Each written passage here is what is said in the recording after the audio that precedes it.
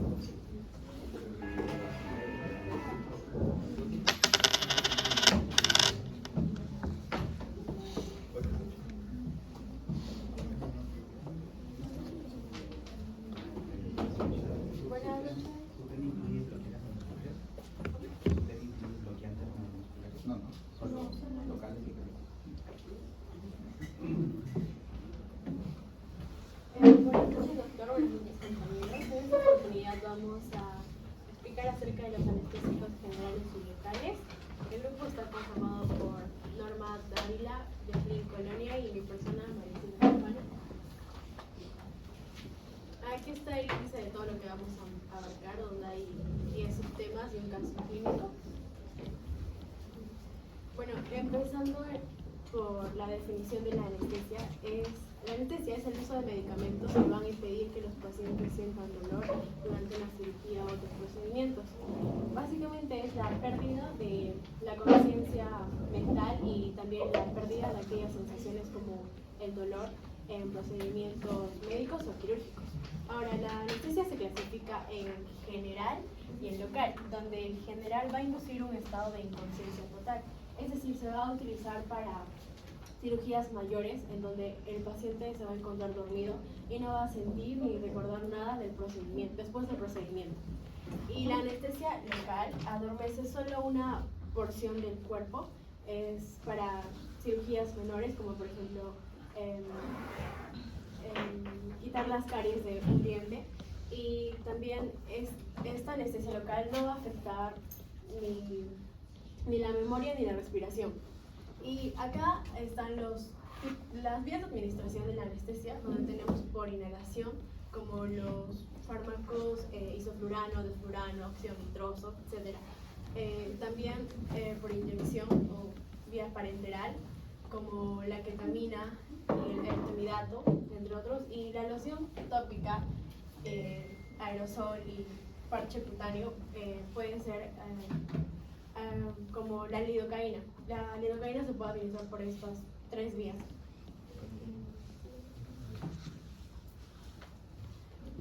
Ahora aquí tenemos los componentes del estado anestésico y los objetivos de la anestesia general. Hay 5 componentes del estado anestésico, los cuales son la inmovilidad en respuesta a los estímulos nocivos, atenuación del sistema nervioso autónomo, tanto simpático como parasimpático, también inconsciencia, analgesia y amnesia. Ahora, los anestésicos, bueno, un anestésico de por sí no puede inducir los 5 componentes, es decir, puede causar 2, 3 o 4 componentes. Es así que se le acompaña con analgésicos para lograr el número de los 5 componentes, es decir, el efecto total anestésico. Y entre los objetivos de la anestesia general tenemos reducir los efectos potencialmente nocivos de los fármacos y también reducir aquellos efectos indirectos que pueden producir los anestésicos. Otro objetivo sería mantener la homeostasis fisiológica durante los procedimientos quirúrgicos. Y el último objetivo es mejorar los resultados postoperatorios, modulando la respuesta al estrés quirúrgico. Y ahora en la clasificación, los que están aquí en rosado y morado son los anestésicos generales y los anestésicos locales. Los anestésicos generales se van a clasificar entre hipnóticos y auxiliares. Los hipnóticos a su vez se clasifican en parenterales e inhalatorios. Entre los parenterales tenemos la ketamina, y el cual es el único anestésico intravenoso que va a bloquear el receptor NMDA. Después lo vamos a ver en los targets farmacológicos. Otros Otros anestésicos serían el propofol, el etopidato y el tiopental, el cual tiene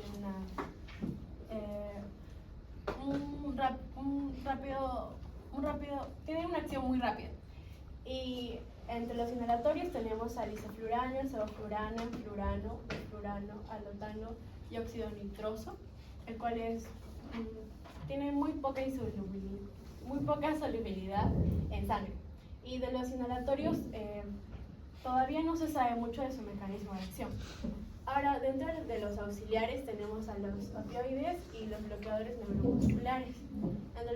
Entre los opioides está el fentanilo, sulfentanil, alfentanil, remifentanil y la morfina, el cual es un opioide mayor.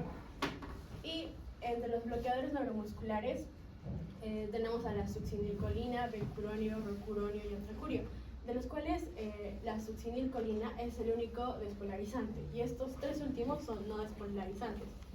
Eso se diferencia también porque la succinilcolina lo que va a hacer es que va a unirse a los receptores de la acetilcolina. En cambio, los no despolarizantes van a competir con la acetilcolina por unirse al receptor de la acetilcolina. Y bueno, entre los locales tenemos a la lidocaína, mepivacaína, mepicaína, mepicaína, benzocaína y procaína.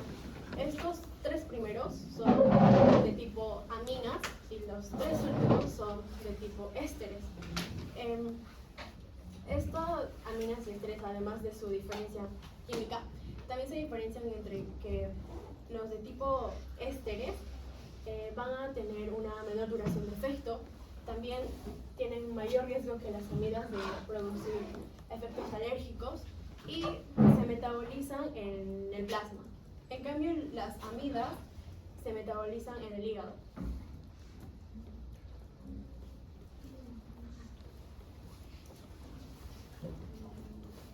Bueno, hablando de su importancia, principalmente los anestésicos tienen la importancia de poder mantener la homeostasis en el paciente, ya sea para poder mantener un estado fisiológico óptimo y un equilibrio dinámico del organismo. Como ya había mencionado, tenemos lo que son los anestésicos locales y generales. Los anestésicos locales principalmente van a tener como importancia controlar el dolor, pero en cirugías menores, ya sea en tratamientos o procedimientos dentales. Entre su seguridad y selectividad, tienen un menor riesgo de afectar otros sistemas corporales. El uso en bloqueos nerviosos se utiliza más que todo para bloqueos periféricos o epidurales, facilitando las cirugías y evitando usar lo que son anestésicos generales. Entre ellos tenemos como la lidocaína, bupivacaína y ropivacaína. Entre los anestésicos generales, estos se van a usar mayormente en cirugías mayores o procedimientos quirúrgicos complejos, en donde se va a requerir la inconsciencia del paciente para poder realizar operaciones o cirugías. En lo que es el control de reflejos autónomos, permite controlar los reflejos que puedan interferir en la cirugía, ya sea una tos, ya sea el vómito. Y en el equilibrio de administración, la administración requiere un monitoreo cuidadoso para poder mantener el equilibrio entre las profundidades de la anestesia y la actividad fisiológica del paciente. Entre tipos de anestésicos generales tenemos lo que pueden ser los inhalados, como el isoflurano o el sevoflurano, o los intravenosos, que son el propofol y la ketamina.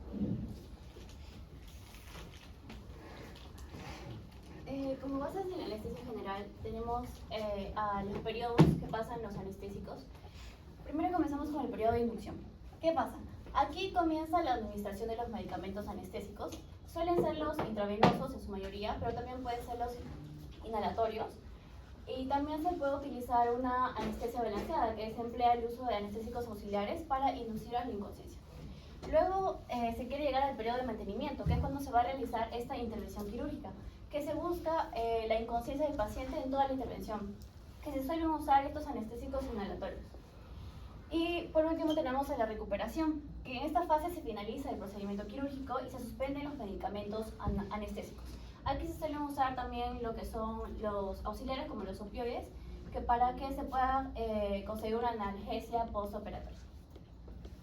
¿Qué hacen estos anestésicos intravenosos? Bueno, primero van a entrar por el torrente sanguíneo, se van a distribuir por todo el cuerpo. Estos tienen una alta liposolubilidad, es lo que va a generar que atraviesen la barrera hematoencefálica y para que así puedan llegar al sistema nervioso central, dirigiéndose a diversas regiones, como el tálamo, la corteza cerebral, el sistema reticular activador ascendente, los cuales se encargan del estado de conciencia. Van a realizar el mecanismo de acción, lo cual lo voy a explicar más adelante. Luego pasan a un periodo de redistribución del fármaco, que es cuando del sistema nervioso central va a pasar a la sangre. Y luego esto se va a difundir a diversos tejidos menos irrigados, como los músculos y el tejido adiposo, para su posterior eliminación. Ahora, ¿cómo se distribuyen los anestésicos inhalatorios? Bueno, tenemos a los anestésicos gaseosos y volátiles, los cuales se administran mediante máscaras faciales o tubos endotraqueales. Estos se van a dirigir al espacio celular y va a depender de un gradiente de presión parcial. ¿Qué quiere decir esto?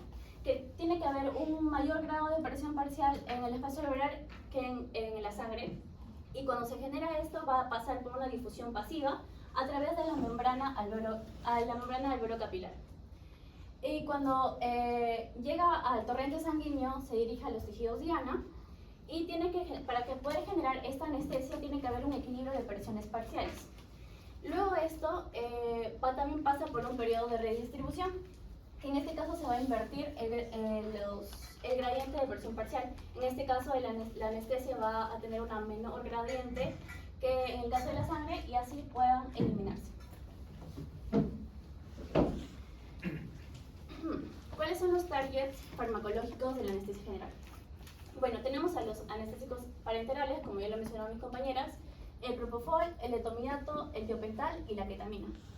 Pero no todos van a actuar sobre el mismo receptor. Tanto el propofol, el etomidato y el tiopental van a actuar sobre los receptores GABA. Pero la ketamina, como lo mencionó también mi compañera, va a ser la excepción, va a actuar sobre los receptores NMDA. Estos anestésicos generales van a buscar deprimir al sistema nervioso central. ¿Y cómo lo hacen? Bueno, este receptor GABA es un receptor pentamérico, o sea que tiene 5 subunidades. Tiene subunidades tiene 2 subunidades beta, 2 subunidades alfa y una subunidad gamma. Y presentan sitios de acción. Tienen un sitio de acción para el neurotransmisor GABA, que es un neurotransmisor inhibitorio. Pero también presentan sitios modulares alostéricos, como por ejemplo las benzodiazepinas, que se encuentra entre la subunidad gamma y la subunidad alfa, o también en el caso de los barbitúricos, que se encuentra en la subunidad alfa. ¿Pero qué quiere decir estos sitios moduladores alostéricos?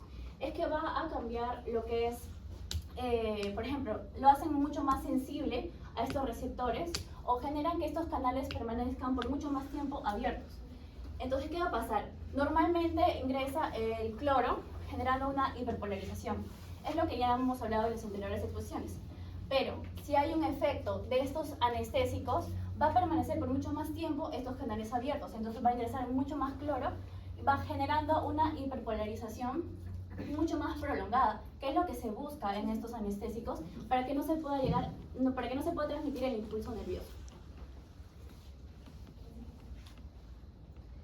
¿Y qué pasa en el caso de la ketamina, que actúa bloqueando estos receptores NMDA?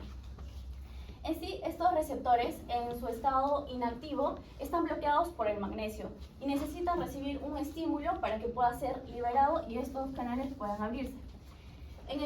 Pongamos un ejemplo, los receptores AMPA, que va a permitir el ingreso de sodio y va a generar un estímulo haciendo que el magnesio se libere y por ende se abran estos receptores NMDA. Y con esto permitiendo el ingreso principalmente de calcio.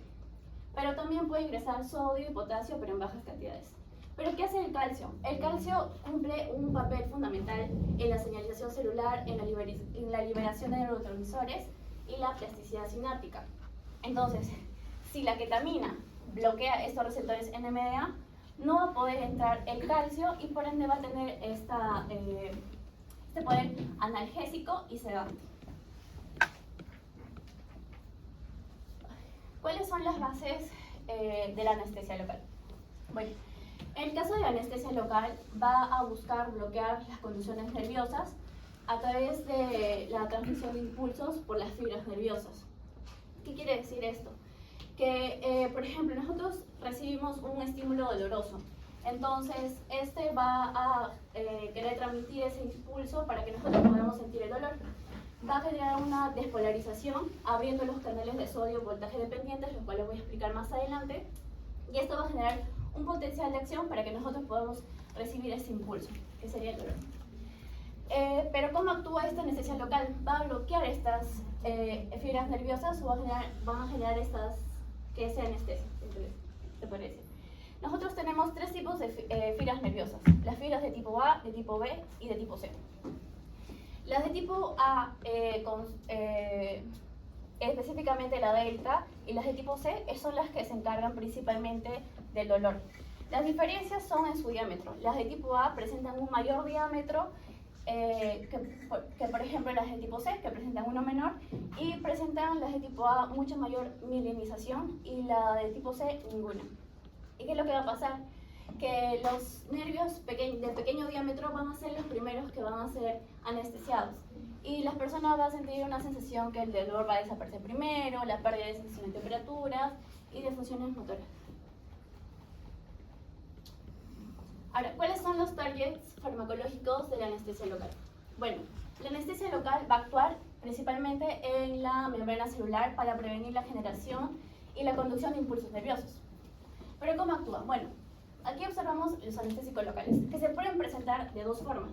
Se pueden presentar tanto hidrofílicas como lipofílicas. Hidrofílicas o ionizadas y lipofílicas no ionizadas. Aquí está en su estado ionizado, o sea, hidrofílico. Pero no puede pasar en su estado ionizado por la membrana celular. Necesita estar en su estado no ionizado. Es por ello que aquí está no ionizado, ingresa por la membrana celular y dentro, aquí recién se ioniza y puede bloquear por dentro lo que es estos canales de sodio, voltaje dependiente. Por ello no puede ingresar el sodio para que no se pueda generar este impulso nervioso. ¿Qué es lo que va a generar? Va a aumentar el umbral de excitabilidad eléctrica, va a disminuir la tasa de aumento de potencial de acción y la conducción de impulsos se ralentiza. ¿Qué quiere decir esto? Nosotros tenemos un umbral para que se pueda generar un potencial de acción. Entonces, si este umbral aumenta, nosotros no vamos a poder llegar a este potencial de acción y por ende no se va a poder transmitir este impulso nervioso.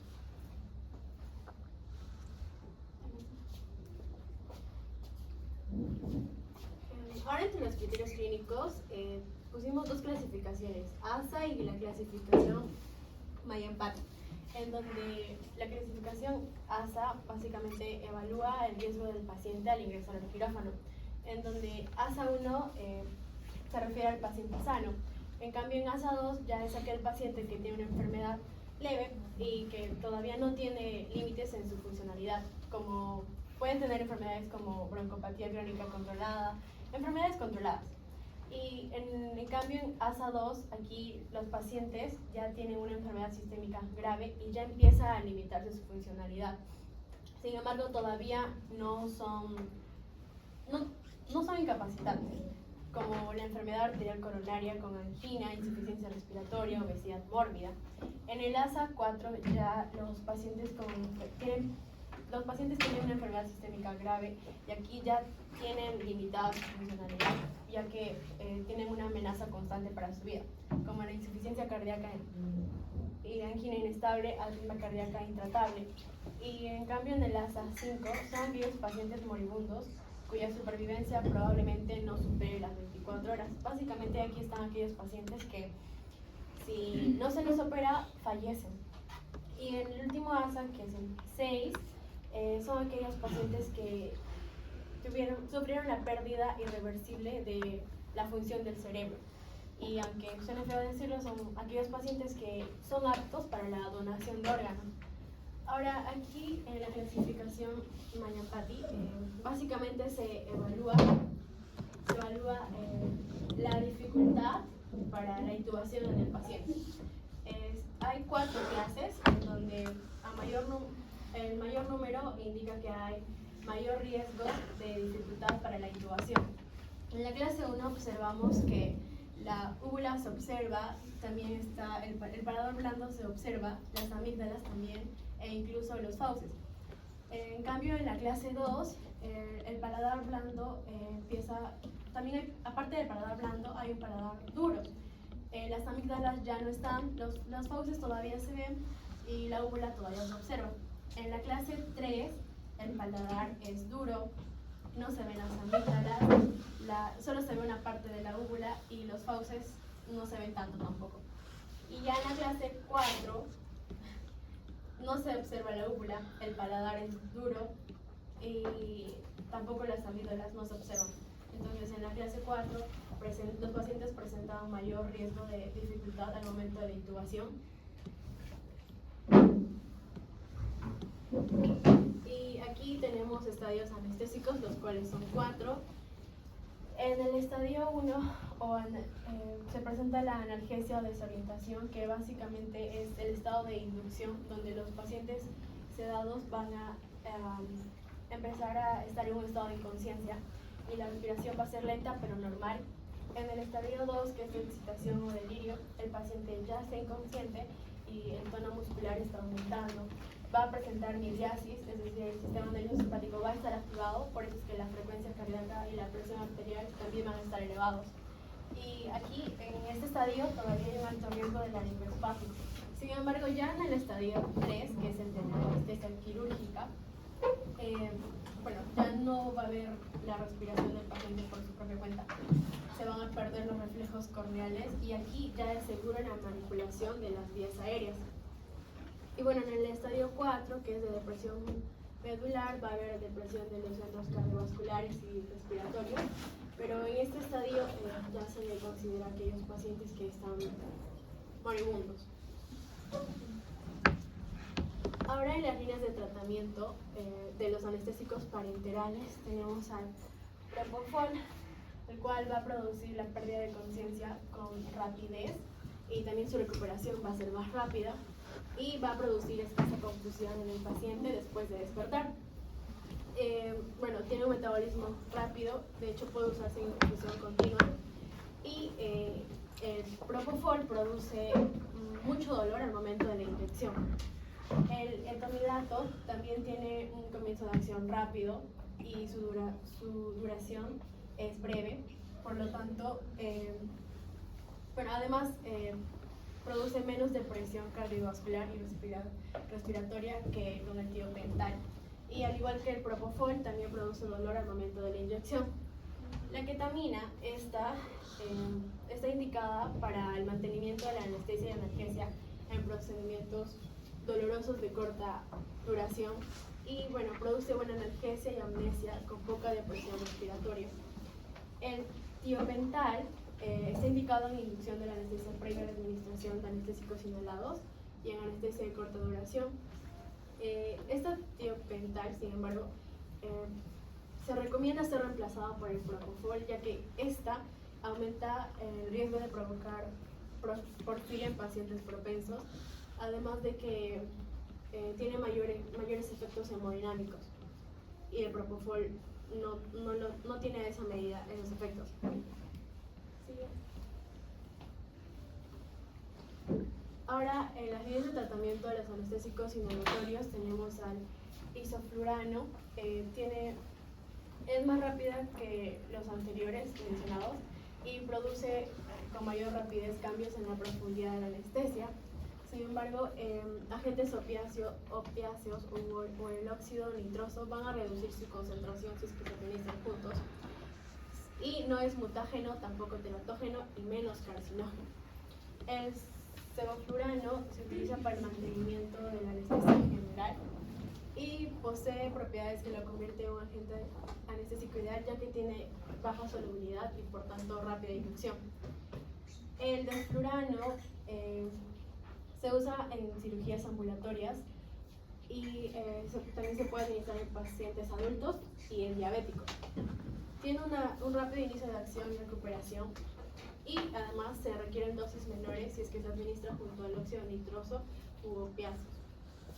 Y el óxido nitroso es de inducción muy rápida y su recuperación también es rápida, ya que tiene una escasa solubilidad en sangre y produce analgesia con bajas concentraciones como 20%. El alotano es para mantenimiento de la anestesia y es muy volátil a temperatura ambiente, también sensible a la luz. De hecho, en Estados Unidos ya no se utiliza porque se ha descubierto que posiblemente produce hepatotoxicidad.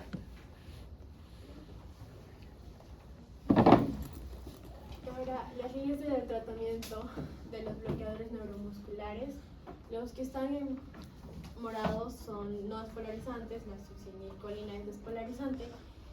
Ahora el ivacuronio facilita la intubación, tiene un inicio de acción rápido y también duración corta, y por eso es que es útil para cirugías breves y recuperaciones rápidas. El pancuronio, en cambio, a diferencia del ivacuronio, tiene una acción prolongada, de hecho de 90 a 120 minutos, y se utiliza para aquellos parálisis musculares que duran más de una hora. Y el rocuronio se administra si es que la succinilcolina está contraindicada. Esto es porque la succinilcolina tiende a aumentar el nivel de potasio en sangre, por lo tanto va a causar hiperpotasemia. Así que el rocuronio no se debería administrar junto a la succinilcolina porque también aumentaría el riesgo de causar más efectos por el rocuronio. Y es una opción pediátrica porque puede ser revertido por Sugamadex. Este Sugamadex es un agente específico para el rocuronio, ya que va a encapsular el rocuronio, va a revertir su efecto, de manera que va a permitir recuperar de una manera casi inmediata su función muscular. Y el becuronio es para pacientes con enfermedades cardiovasculares, ya que no aumenta con intensidad ni la presión arterial ni la frecuencia cardíaca. Y de hecho la prolongación del bloqueo neuromuscular va más allá del tiempo deseado. Y bueno, la succinilcolina, esta tiene una inducción muy rápida, de hecho de 60 segundos, y también tiene una duración corta, y es útil para cirugías breves y recuperaciones rápidas.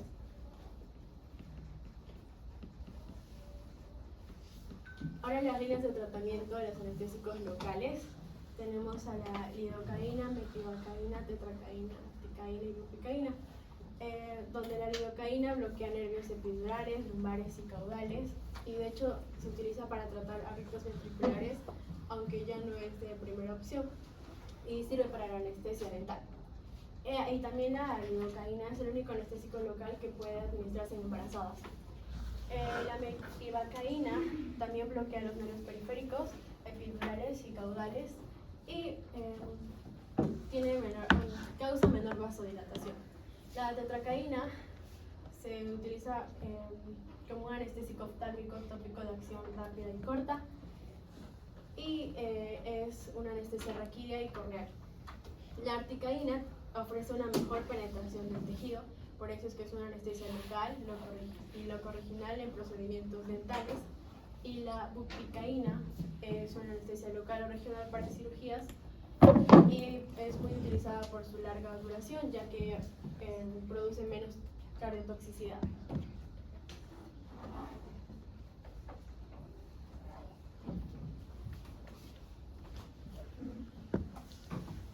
Bueno, ahora hablamos sobre la farmacocinética. Entre los anestésicos generales tenemos los anestésicos parenterales. El propofol, que es el más usado en lo que son en vía intravenosa. Tenemos que su absorción va a ser vía intravenosa, una acción rápida en segundos, 30 segundos, y altamente liposoluble. Su distribución va a ser 98% en la unión de proteínas plasmáticas. Su solubilidad permite atravesar la barrera hematocefálica y la barrera fetoplacentaria y puede llegar al sistema nervioso. En su metabolismo tenemos que un 80% va a ser a nivel hepático y 30% va a ser a nivel renal. Y en la excreción se excreta en orina y puede usarse en combinación. El etomidato, esto también va a ser su absorción por lo que es la vía intravenosa, altamente lipofílica, llega al sistema nervioso y su biodisponibilidad es del 100%. En la distribución, en la unión de proteínas plasmáticas, aproximadamente es del 75%. Esa también va a atravesar rápidamente la barrera hematocefálica y placentaria. metabolismo, este va a ser hidrolizado por lo que son esterasas hepáticas y no se observa una acumulación. En su excreción principalmente es renal y también biliar. La ketamina, su absorción igual va a ser por lo que es la vía intravenosa o intramuscular, altamente liposoluble, o también puede ser vía respiratoria o vía oral. Su distribución va a atravesar con facilidad lo que es la barrera placentaria y tiene un bajo porcentaje en lo que es unión de proteínas plasmáticas.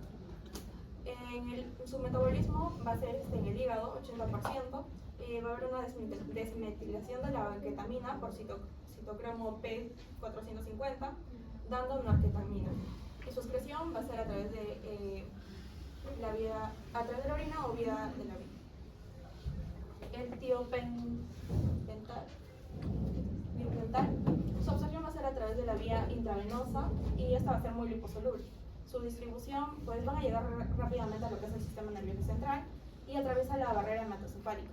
Su metabolismo va a ser renal, metabolitos inactivos y menor de 1% no metabolizados. Su excreción va a ser igual renal. Y bueno, hablando de los anestésicos inhalatorios, estos no son gases o líquidos altamente nocivos. Tenemos lo que es el isoflurano, que su absorción se va a dar a nivel de lo que es la membrana alveolocapilar, una distribución pobre a nivel sanguíneo, su metabolismo es pequeño y su excreción es pulmonar, hepática o renal. El sevoflurano, que va a tener una absorción bajo solubilidad en lo que es en sangre, se va a absorber en lo que es a nivel de la membrana alveolocapilar, una distribución menor al 5% y es metabolizado en el hígado. El metabolismo 5% se metaboliza por la enzima CYP2E1 del hígado hasta hexafluoroisopropanol. Su excreción, el 99% se va a excretar por lo que son pulmones y menor a un 0,2% se convierte en fluoruro y ácido trifluoroacético. Y esta va a ser eliminada a través del riñón. El desflurano va a tener una baja solubilidad, lo que es en sangre, se va a absorber igual a nivel de la membrana alveolocapilar. Su distribución es más rápido en agentes anestésicos volátiles, lo que va a generar una inducción más rápida. El metabolismo es mínimamente y se excreta por pulmones o riñones. Y tenemos al óxido nítrico, este va a ser absorbido rápidamente, coeficiente de participación en sangre. En su distribución, la concentración en tejidos bien irrigados con sangre, sobre todo en lo que es el cerebro. Y el metabolismo del óxido nitroso no se metaboliza y la única conversión que se lleva a cabo es la reacción con la vitamina B12. En la excreción por los pulmones casi se elimina por completo. En los anestésicos auxiliares tenemos al Medisolam, que por vía oral se va a absorber y también parenteral. En un 90%, su distribución en unión de proteínas plasmáticas es de un 94 a 97%, atraviesa la barrera hematocefálica y también la placentaria. Su metabolismo en la primera fase por la enzima CYP3A4 hepático y en la fase 2 el alfa hidroxilidazol. Excreción renal. El fentanilo vía transmucosa transdérmica en un 80-85% en lo que es unión de proteínas plasmáticas en su distribución y es lipofílico. Su metabolismo en la primera fase va a ser por la enzima CYP3A4 y su excreción, igual que la anterior, es renal. También tenemos la morfina, la absorción va a ser por vía parenteral, una base débil, su distribución un 35% en lo que es la unión proteínas plasmáticas. Tenemos el metabolismo, que en la fase 2, un metabolítico activo, morfina 6, glucurónico. La excreción igual va a ser renal. Tenemos la succinilcolina vía intravenosa o vía intramuscular. Su distribución ha atravesado la barrera placentaria y su metabolismo en la fase 1 va a ser una hidrólisis rápida por la colinesterasa plasmática fase 2. La excreción igual va a ser por vía renal. Y finalmente tenemos al glucuronio. Esta va a ser absorbida a través de vía intravenosa en un 95%, la unión de proteínas plasmáticas. No va a atravesar lo que es la barrera placentaria ni la barrera hematocefálica. Su metabolismo es parcialmente hepático y la excreción es por vía biliar o renal. Ahora tenemos lo que son los anestésicos locales. La lidocaína, esta va a absorberse rápidamente después de una administración parenteral o del tracto gastrointestinal y respiratorio. Su distribución, más que todo, va a ser en tejidos altamente perfundidos. Es más lenta y se distribuye en tejidos adiposos y musculoesqueléticos. El metabolismo es a través del hígado por la enzima CYP y convertida en silida de monoetilglicina y silidita de glicina. Su excreción en un 75% va a ser excretado por la orina. Tenemos a la prilocaína que va a tener una absorción, va a ser inyectada, totalmente por ser inyectada. Distribución va a atravesar la barrera hematoencefálica. El metabolismo se va a metabolizar en lo que es el riñón y el hígado, y la excreción excretada desde el riñón en mayor medida. Tenemos el mepivacaína. Esta va a tener una absorción sistémica. Va a atravesar lo que es en su distribución atraviesa la que es la placenta, una difusión pasiva, y se distribuye a todos los tejidos. El metabolismo tenemos que va a ser principalmente metabolizado por lo que es la enzima CPI 1A2, en la excreción por vía biliar en un 50% en forma de metabolitos. Tenemos la bupivacaína. Esta va a tener una absorción más lenta. En su distribución, después de exceso de una infusión continua de bupivacaína, los niveles de bupivacaína caen más lentamente. Metabolismo principalmente a nivel del hígado por la enzima CPI3A4. Y la excreción se convierte en glucuronidada. Finalmente tenemos el tetracaína. Esta va a tener una absorción percutánea y es lenta e incompleta. Su distribución ampliamente en el cuerpo y atraviesa lo que es la placenta. En el metabolismo tenemos que va a ser metabolizada como el anterior en el hígado y por la enzima CYP3A4. En su excreción son eliminados a través de la orina por los metabolitos resultantes de la tetracaína.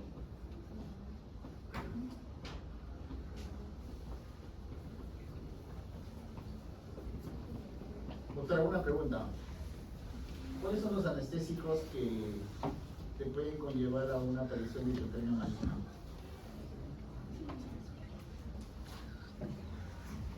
El alotano y el ¿La succinilcolina es un anestésico? bueno, es un bloqueador de la Ya. ¿Y por qué lo hace? Por ejemplo, el que me mencionaste, el anestésico, ¿cómo ocasiona la hipotermia maligna?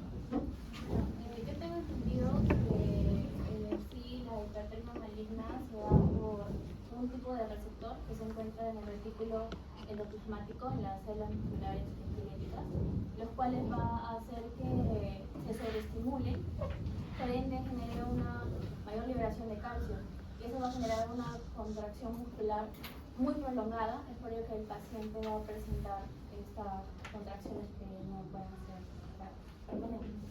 Así que Ya. ¿Y cuál es su antídoto? Te pongo 20.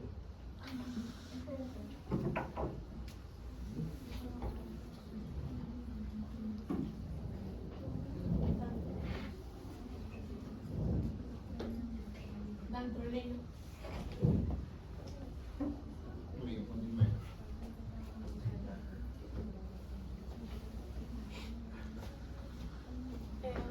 Ahora en la eficacia encontramos artículos en los que se compararon el efecto del sevoflurano, el cual es un anestésico inhalatorio, versus el propofol, el cual es un anestésico intravenoso. Y bueno, los efectos fueron comparados en el tiempo de despertar. Se evaluó a 3 estudios en donde resultó que la heterogeneidad de los efectos de ambos fármacos fue del 94%, es decir que los resultados indicaron que no se encontró diferencia estadísticamente significativa en la hora de despertar de ambos fármacos. Y ahora en este gráfico se evaluó la diferencia entre el efecto del sevoflurano y el propofol en parámetros hemodinámicos como la presión arterial media, la presión arterial sistólica y la presión arterial diastólica. Resultó que tanto el sevoflurano como el propofol tuvieron un efecto muy similar, vamos a decir igual, entre la presión arterial media y la presión arterial sistólica. Sin embargo, resultó una heterogeneidad en la presión arterial diastólica de 0%. Sin embargo, estos 5 estudios no hubo cambios significativos en el nivel de la frecuencia cardíaca al momento de administrar la anestesia entre el propofol y el sevoflurano. Y aquí en ese artículo ya se evaluó a 3 enfermedades como hipertensión, hipotensión y edema cerebral. Entonces, es decir, que el efecto de sevoflurano versus propofol en las reacciones adversas resultó en una heterogeneidad de 50%. Entonces aquí ya este efecto difiere más entre estos fármacos a diferencia de los que mostré antes. Es así que el sevoflurano tuvo una mayor incidencia de hipotensión y edema cerebral que el propofol. Sin embargo, el propofol puede aumentar notablemente la incidencia de hipertensión en pacientes sometidos a craniotomía en comparación con el grupo de sevoflurano.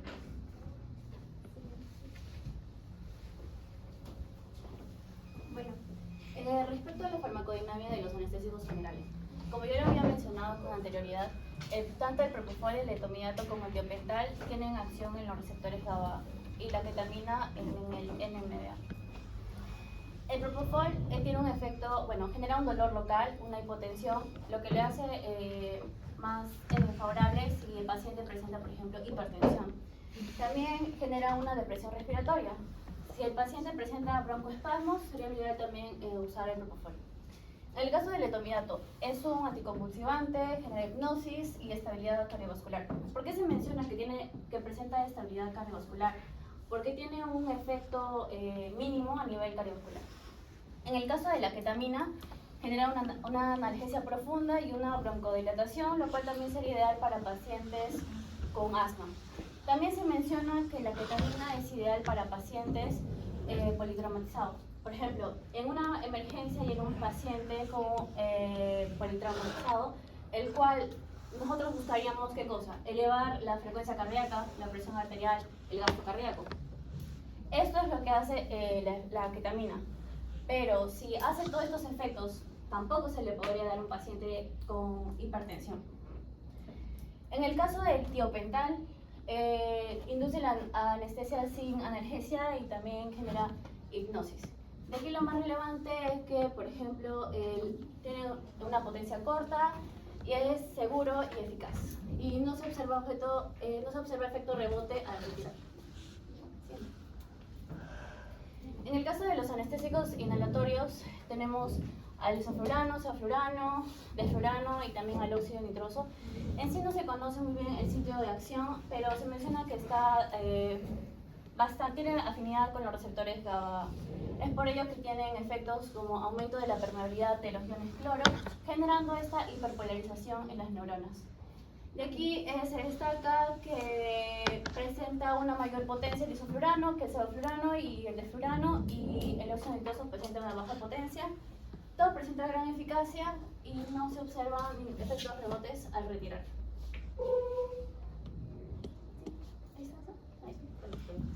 En el caso de los anestésicos auxiliares, tenemos al midazolam como ejemplo de las benzodiazepinas. que como ya lo mencioné tiene un efecto en los receptores GABA. Genera también lo que es la apertura de los canales de cloro con un efecto relajante muscular. De aquí se destaca también que tiene una mayor potencia que el diazepam y tiene una eficacia alta. En el caso del fentanilo y la morfina, va a actuar sobre los receptores opioide-MUM. Lo que va a generar es una apertura de los canales de potasio, generando su salida, y un bloqueo de los canales de calcio para generar una hiperpolarización y con esta una analgesia y una sedación. Aquí se destaca que el fentanilo tiene mucha más potencia que la morfina y su eficacia también es mucho más alta que la morfina. En el caso de la succinilcolina, que es un bloqueador neuromuscular despolarizante, y el rocuronio, un bloqueador neuromuscular no despolarizante, ambos cumplen función de relajante musculoesquelético y tienen una eficacia muy similar y una potencia, en el caso de la succinilcolina, corta y el rocuronio intermedia. Okay. Ahora, pasando con los anestésicos locales, como yo lo había mencionado, estos anestésicos locales tienen acción en los canales de sodio voltajes dependientes. Y también tienen efectos como el bloqueo del impulso nervioso sensitivo y motor. Aquí se puede destacar que, por ejemplo, en el caso de la tetracaína, tiene una potencia alta, es mucho más potente y tiene una duración de acción mucho más larga que, por ejemplo, la lidocaína. Y en el caso de la eficacia, aquí se menciona que la tetracaína viene a ser el más eficaz de los anestésicos locales. De igual manera, como ya lo mencioné, actúan sobre los canales de sodio voltaje dependientes. Aquí tenemos a la diclonina, premoxina y proparacaína, que actúan como bloqueo de impulso nervioso sensitivo y motor. Aquí se puede mencionar que la doclonina es menos potente que la pramoxina y que aquí su potencia es muy similar a la lidocaína y aquí que tiene una potencia moderada. La diclonina es muy eficaz en piel y mucosas. La pramoxina también, pero es ineficaz si es aplicado en los ojos. En cambio, en la proparacaína, esta sí tiene una alta eficacia en vía térmica.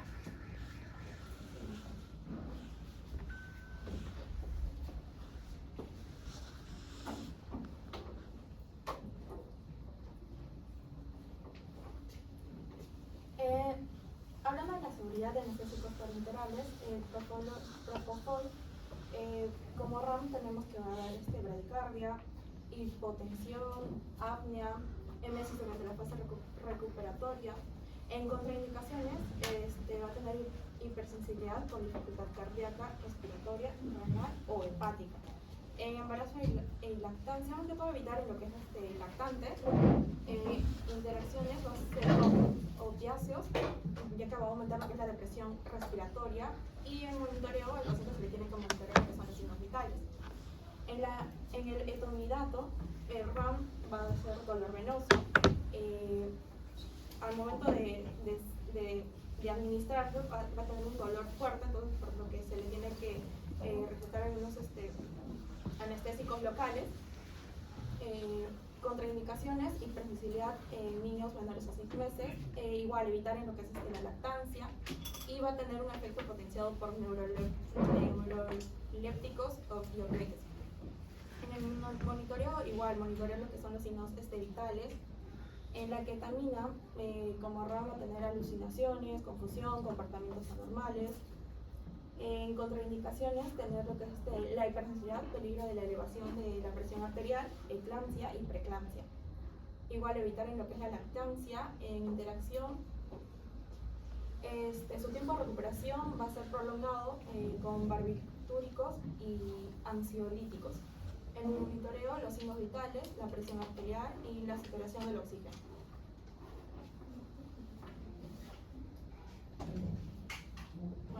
Anestésicos parenterales. Tenemos al isoflurano, que como RAM va a generar lo que es hipotensión, hipertermia maligna y depresión respiratoria.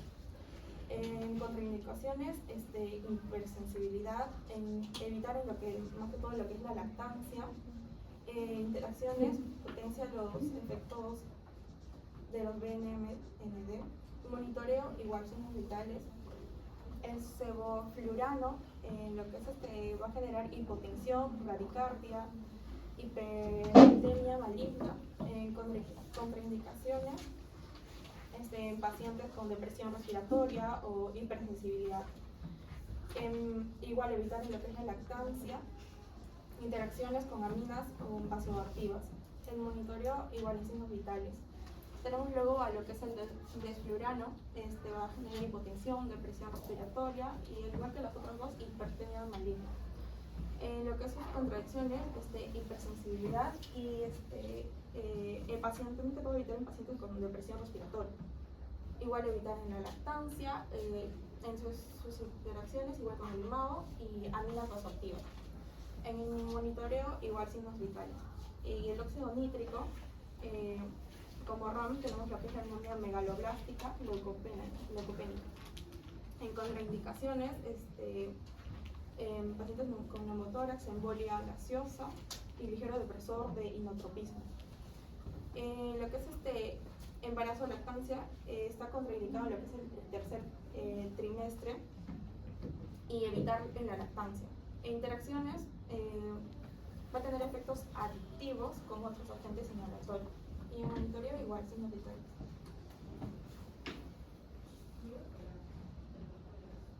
Los anestésicos auxiliares.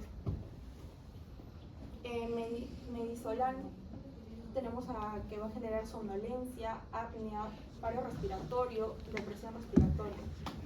Contraindicaciones, hipersensibilidad, miastenia gravis y glaucoma. Y va a generar dependencia, genera dependencia, síntomas de abstinencia. Evitar en lo que es la lactancia, interacciones, va a interaccionar con lo que es el ketoconazol, intraconazol. Monitoreo continuo de función cardiorrespiratoria, signos de hipoventilación o apnea. Luego tenemos al fentanilo, que como RAM va a generar hipotensión, bradicardia, emesis, hipertemia maligna. En contraindicaciones, a pacientes con enfermedades pulmonares, enfermedades gastrointestinales. En el embarazo o lactancia, evitar todo lo que es la lactancia y sus interacciones va a ser con depresores del sistema nervioso central, bloqueantes, beta-bloqueantes y reserpina. Monitoreo postoperatorio por depresión respiratoria. La morfina, como RAM, hipotensión, depresión respiratoria, hipertermia maligna, también vómitos. En contraindicaciones tenemos la hipersensibilidad en pacientes con EPOC, infecciones o coagulopatías. Igual evitar lo que es la lactancia, interacciones, va a interaccionar más que todo con antihipertensivos, IMAO o antimuscarínicos. El monitoreo es postoperatorio por depresión respiratoria. Luego tenemos al succinilcolina, va a generar más que todo lo que es bradicardia, taquicardia, rubor. En contraindicaciones, hipersensibilidad a la succinilcolina maligna. Evitar en la lactancia también, interacciones, efecto potenciador por anticolinesterásicos. Y monitoreo de la respuesta con neuroestimuladores.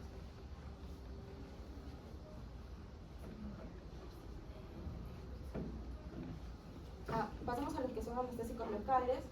La lidocaína va a generar lo que es disfagia, vértigos o mareos y emesis. En contraindicaciones tenemos lo que es hipersensibilidad al medicamento o a la anestesia epidural en pacientes hipertensos. En pacientes de embarazo con lactancia no tiene un efecto nocivo. En interacciones con arrítmicos y ocasionalmente con bradicardias. En monitoreo igual signos vitales. Lidocaína como RAM, hipotensión, va a generar emesis, hipertermia maligna. Contraindicación, hipersensibilidad y metahemoglobina. En el embarazo, va a poder atravesar lo que es la placenta, entonces evitar más que todo en lo que son en la parte del embarazo. Interacciones, no usarse con antiinflamatorios tópicos y igual el monitoreo a través de un examen físico al paciente o a través de sus signos vitales.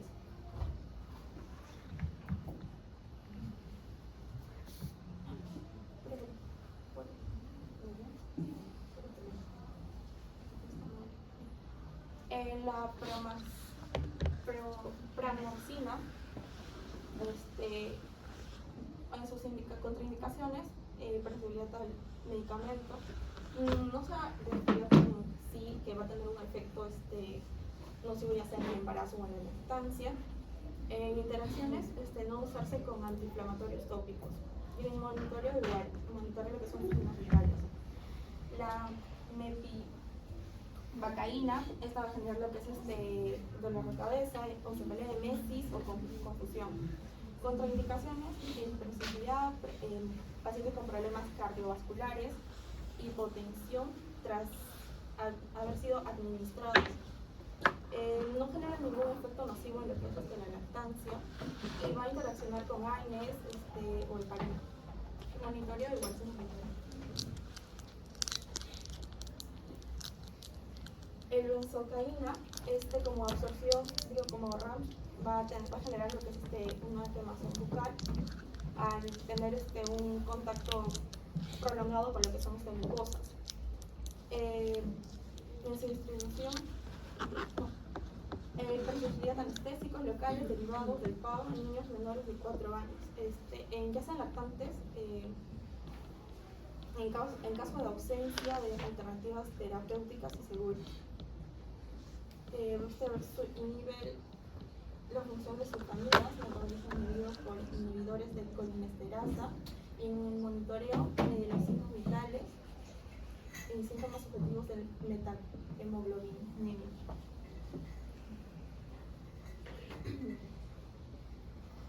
Por último tenemos un caso clínico, el cual refiere un paciente de sexo femenino de 19 años, coordinada para una resección de un quiste tiroidoso, sin antecedentes anestésicos quirúrgicos,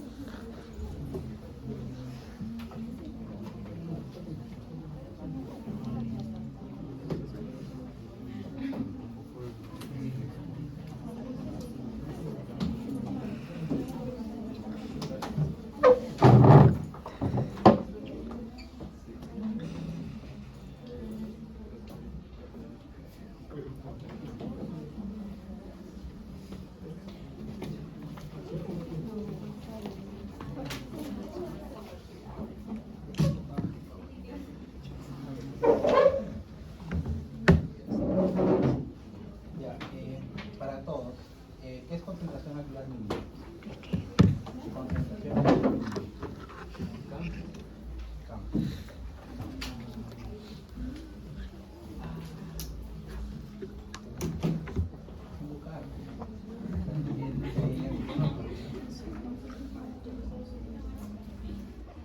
Ya es la concentración que puede alcanzar un medicamento, ese 50% de concentración que necesita un anestésico inhalatorio para ser eficaz.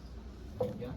Es lo mismo que no sé si les hablan ahora en práctica del S50 cuando hablan de eficacia, perdón, de potencia. Recuerden que les han hablado del S50 y es lo mismo, pero para anestésicos inhalatorios se llama concentración alveolar mínima. Y la concentración alveolar mínima es importante para determinar la potencia entre diferentes tipos de anestesia. ¿Ya?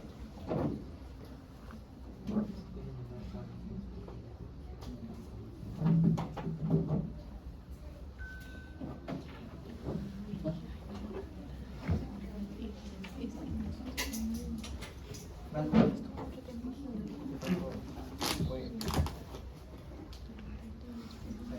¿Cuál es el tema?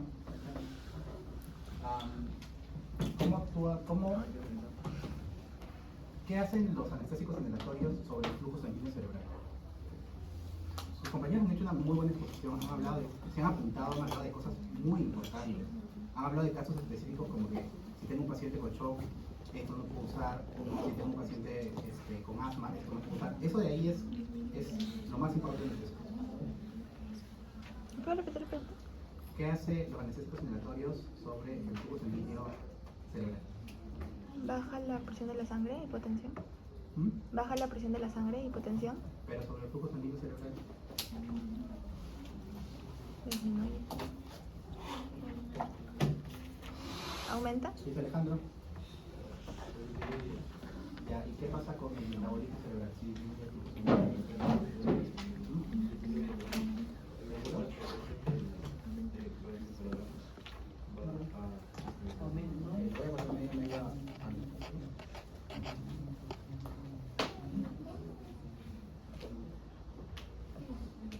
No se olviden, los anestésicos inhalatorios, lo que pregunté al principio, los anestésicos inhalatorios producen hipertermia maligna, ¿ya? Principalmente el alotano. Su compañera mencionó otro que la choteó, pero también es importante que lo conozcan. De los bloqueos neuromusculares, succinilcolina, ¿ya? El mecanismo por el cual se produce la hipertermia maligna, su compañera lo ha explicado bastante bien.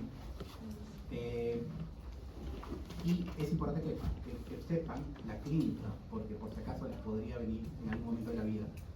El paciente con hipertermia maligna es aquel paciente que está en sala de operaciones, se le pone un anestésico inhalatorio y durante el transcurso de la intervención quirúrgica empieza a hacer temperaturas de 39-40 grados asociados a rigidez, ya rigidez e hipertensión arterial. Esos pacientes generalmente son es bastante probable que tengan hipertermia maligna y se lo maneja con dantroleno.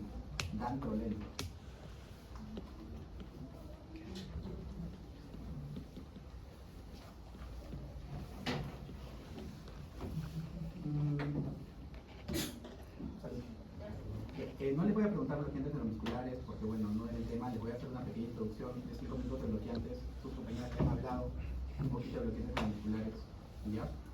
Dentro de los bloqueantes neuromusculares tenemos que se pueden clasificar en dos grupos. Tenemos a los despolarizantes y a los no despolarizantes. Los bloqueantes neuromusculares son importantes, sí. ¿Por qué? Porque cuando ustedes inducen anestesia, inducen todas las fases que sus compañeras les han hablado de la anestesia. Es decir, analgesia, sedación, hipnosis y todas las fases que les han hablado, todas la inducen los anestésicos, menos una, parálisis. Puede producir disminución de la capacidad de movimiento, pero no produce parálisis. Es decir, si ustedes ponen solamente anestésicos a un paciente, el paciente va a respirar y el abdomen y el tórax se van a mover. Entonces, ustedes, si son cirujanos y tienen un paciente que el abdomen se mueve, ¿sería cómodo para ustedes operar? No, ¿verdad? Para eso se utilizan bloqueantes neuromusculares con la finalidad de poder disminuir el movimiento de los pacientes. Entonces, los bloqueantes decimos que son despolarizantes y no despolarizantes. Los despolarizantes, los del grupo de despolarizantes, son aquellos medicamentos que todos los medicamentos bloqueantes neuromusculares actúan en la placa neuromuscular. Ya es lo primero que tienen que saber. Los despolarizantes son aquellos que despolarizan a la neurona postsináptica. En este caso son moléculas similares a la acetilcolina. Este medicamento se llama succinilcolina. La succinilcolina actúa sobre los receptores nicotínicos de la placa neuromuscular e hiperpolariza a la neurona postsináptica. ¿Ya? Y por lo tanto, bloquea la propagación del potencial de acción de esta forma, hiperpolarizando, y produce un bloqueo neuromuscular. Y luego tienen a los bloqueantes no despolarizantes, y ahí tienen a rocuronio, pancuronio, todos los curonios. Ya todos los que terminan en curonio son bloqueantes neuromusculares de tipo no despolarizantes. Y se denominan no despolarizantes porque el mecanismo de acción ya no es hiperpolarizar, sino es inhibir.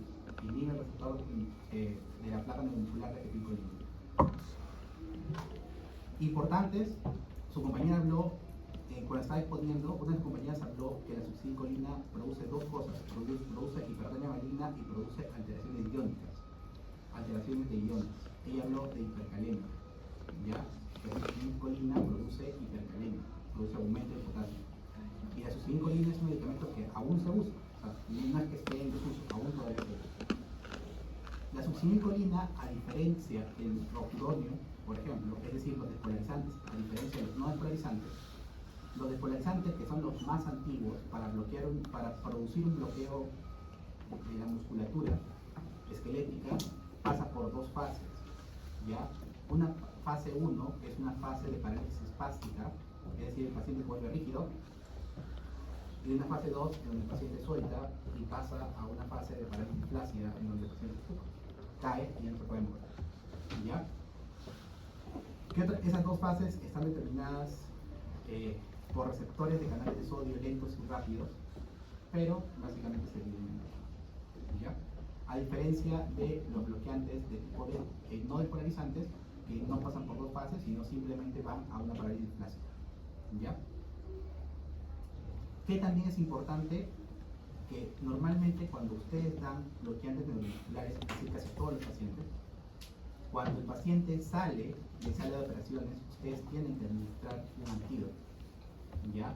Un antídoto que revierta la acción del bloqueante neuromuscular, que normalmente dura de 12 horas a 24 horas, que revierta esa acción y el paciente pueda nuevamente tener la capacidad de respirar por sí solo, de hacer los movimientos propios de una musculatura esquelética y también tener una función autonómica que se recupere de manera más rápida. ¿Ya? ¿Cómo se llama el medicamento, chicas? ¿El antídoto? Dantroleno. No, el antídoto es para hipertermia maligna. Para revertir el bloqueante.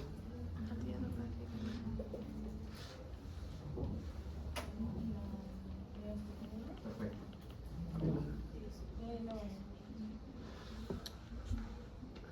¿Daño? Ya. Entonces ahí hablamos de medicamentos polinomiméticos, ya lo vamos a hablar un poquito más. Diostigmina, isostigmina, creo que sus compañeras hablaron de Sugamadex, me parece, no sé si les estoy confundiendo el nombre, ¿ya? Pero es diostigmina y isostigmina, ¿ya? Que son los que revierten a los bloqueantes neuromusculares. Y bueno, los no despolarizantes, que sea rocuronio, becuronio, etc., son medicamentos bastante seguros, son los más utilizados porque son los más actuales y generalmente no producen muchas reacciones adversas. Por lo tanto, pueden producir alguna alteración biológica, pero es mínimo, no es importante que lo aprendan porque la sustancia política que les puede producir.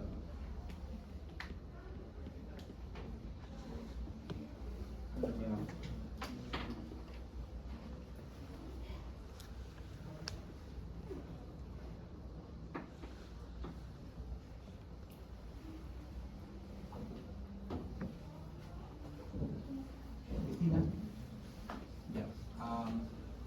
¿Cómo se dividen los anestésicos locales y el mecanismo de acción? Está tranquila, o al menos el mecanismo de acción. Ésteres y amidas. Eso, ¿y qué más? ¿Mecanismo?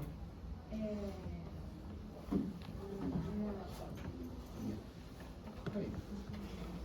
Si vienen estudiando todas las clases y responden, aparte que obviamente reciben puntos aquí, se van a ir con más conocimiento para el examen y no sé cómo será el examen. El conjunto del grupo ejemplo es mediante que va a ser metabolizado por las grasas y el otro grupo de las amidas va a ser metabolizado principalmente en el grano. Muy bien, perfecto.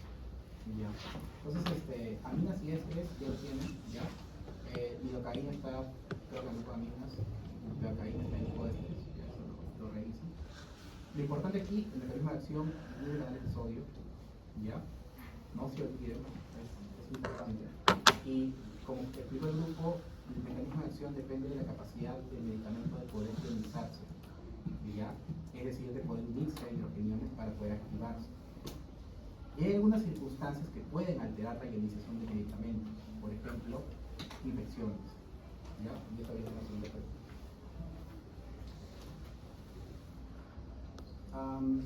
Fernanda, ¿cómo crees que podría alterar el pH en la activación de los anestésicos locales? ¿Cómo el pH puede qué? Podría alterar el mecanismo de acción de los anestésicos locales.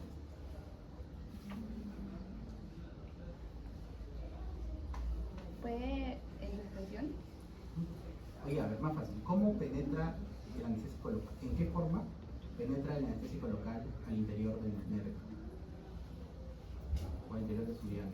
¿En forma ionizada o en forma no ionizada? Ya, ok. Muy bien, entonces entra en forma no ionizada. ¿Ya? Es decir, entonces, ¿cómo las infecciones pueden alterar el medio? Los citoquiniones, ¿verdad? Una infección normalmente crea un microambiente con alta concentración de hidroquiniones, ¿verdad? Es decir, va a producir que los medicamentos que están al exterior, que normalmente necesitan la forma no ionizada para poder penetrar, exacto, no se activen de manera adecuada, y no pueden, perdón, se activen mucho, y al activarse mucho y convertirse de forma ionizada, no van a poder penetrar de manera correcta, disminuyendo la potencia de los anestésicos. Entonces, por ejemplo, y esto pasa, si tienen un paciente con un absceso, ustedes tienen que drenarlo, ¿verdad?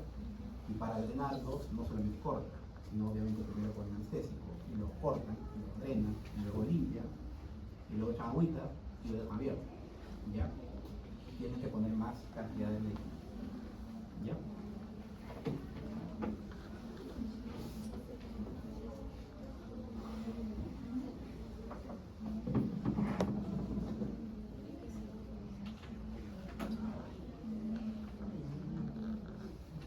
Gabriela, imagínate que tú estás colocando una lidocaína. Te viene un paciente, se peleó en la discoteca, le tiran una botella en la cara y viene cortado así.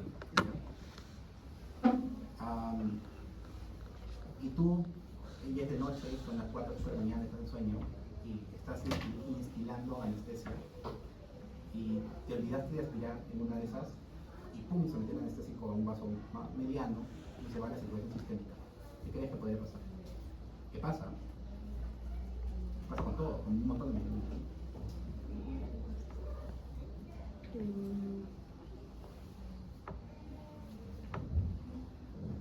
No me digas como que algo en específico, o sea, puede ser en general. En general, Toxicidad en tal lugar.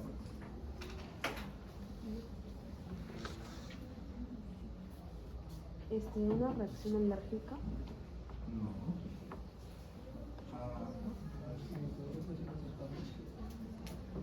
No, otra cosa. Si es que se mete el anestésico debe ponerse en subcutáneo. Debe ponerse en subcutáneo. Si quieres en piel, pero tiene que ser tejido subcutáneo para que coja terminaciones libres. O sea, que es lo ideal. Pero pasa que a veces puedes meterlo en un vasito. Y si es que se mete el vasito, se va a la circulación sistémica. Muy bien. Cardiotoxicidad. ¿Ya? Produce cardiotoxicidad y neurotoxicidad. ¿Ya? Cuando veamos arritmias, vamos a ver que la lidocaína es también aparte de ser un anestésico, es un antiarrítmico. Es un antiarrítmico de clase 1B. ¿Ya? Y por lo tanto puede ser arritmogénico, ¿ya? O puede producir arritmias. Y puede producir arritmias con disminución de la frecuencia cardíaca, disminución del gasto cardíaco y disminución de la presión arterial. Cardiotoxicidad es una y neurotoxicidad es otra. ¿Ya? Puede producir convulsiones, que es la segunda reacción adversa. Gendres, de los anestésicos locales, ¿cuál es el que más produce cardiotoxicidad? Pregunta examen de nada, residencia, todos.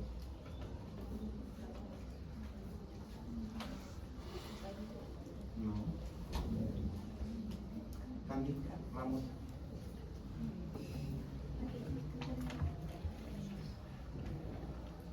Bupivacaína. ¿Ya? No se olviden. Pregunta examen. Bupivacaína.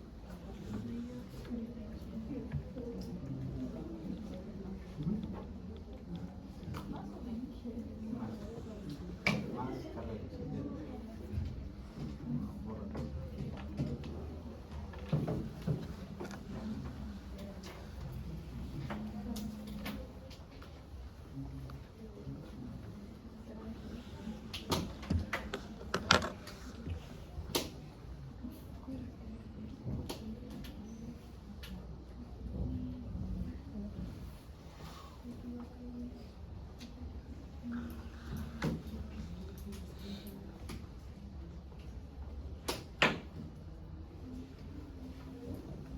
Daniel.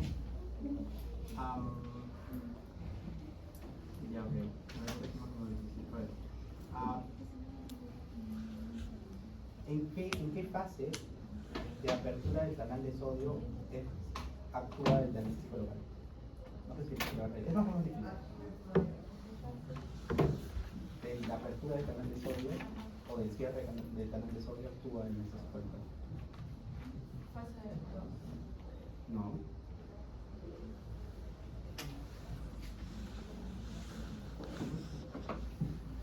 ¿Alguien sabe en qué fases por qué fases pasa una apertura del canal?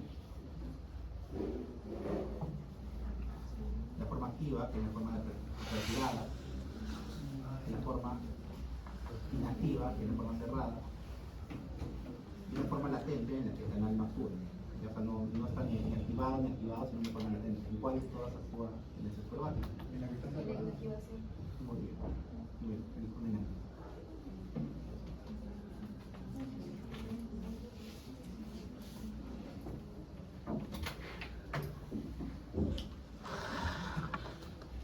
Alessi, ¿cómo se va perdiendo? ¿Tú pones un anestésico? Para esto. El anestésico local no solamente sirve para instalar anestesia de manera local. ¿Ya? O sea, por ejemplo, si yo tengo un paciente que tiene una fractura de colon, o sea,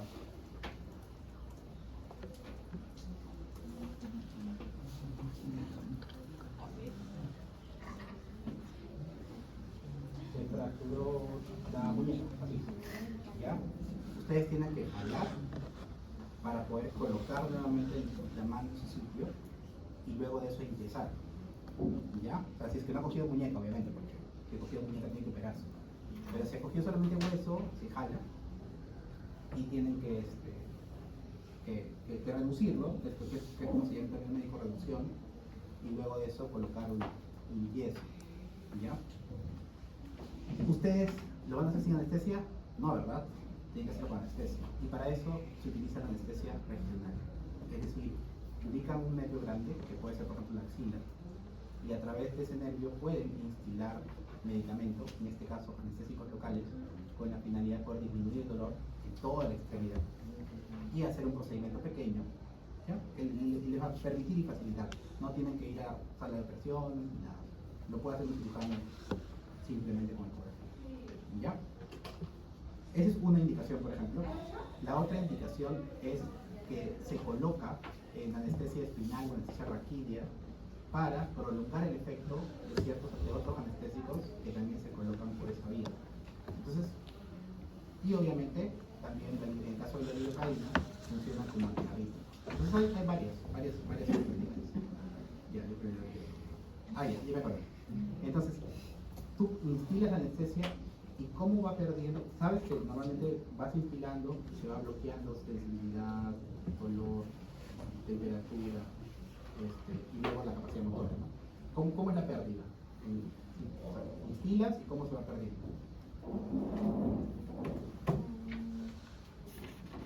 Bueno, en este caso sí me quedó como tal. No estoy muy segura, pero sé que hay como una depresión nerviosa central y en este caso también hay un bloqueo de canales. Entonces, más que todo, porque yo no sé, con la pérdida me imagino que más que todo llegaría al punto en el por decirlo así, el paciente, no sabría si como tal perdería movilidad, pero como todavía no tiene movilidad. Ya, pero ¿cómo se dice? Por ejemplo, dolor, temperatura, tacto, presión. ¿Cómo lo ordenarías? Primero pierdes tal cosa, luego pierdes tal cosa. Dolor, temperatura, tacto, presión.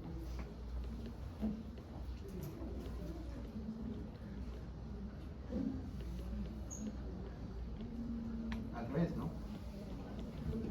Presión, tacto, temperatura y dolor. ¿Y cómo esperan ustedes que el paciente reaccione al momento de que se acabó el medicamento? Al revés. Recupera la capacidad de sensibilidad al revés de como les dije. ¿Ya? Ya, chicos, vayamos a casa.